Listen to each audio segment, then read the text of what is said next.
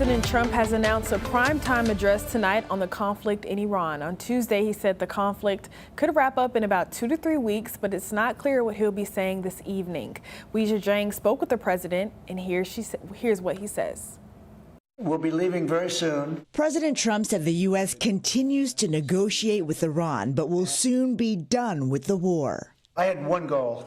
They will have no nuclear weapon. And that goal has been attained. They will not have nuclear weapons, but we're finishing the job, and I think within maybe 2 weeks, maybe a couple of days.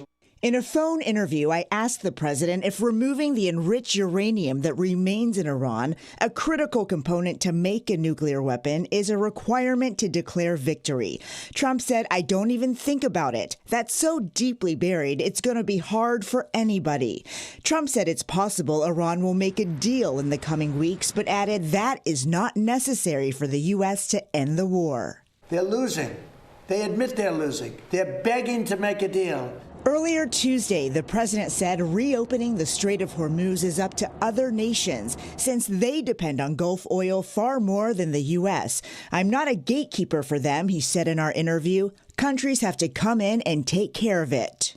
They'll go right up there and they'll be able to fend for themselves. I think it'll be very safe, actually, but we have nothing to do with them. Iranian restrictions in the strait have caused gas prices in the U.S. to spike by almost 35% since the war began. All I have to do is leave Iran, and we'll be doing that very soon, and they'll become tumbling down. In a new warning, Iran's Revolutionary Guard Corps is threatening to attack the Middle East offices of American tech firms Wednesday night if Iranian leaders continue to be targeted by airstrikes. At least 18 companies have been singled out, including Microsoft, Google, and Apple. The president says most of those leaders are already dead. Weijia Jiang, CBS News, the White House.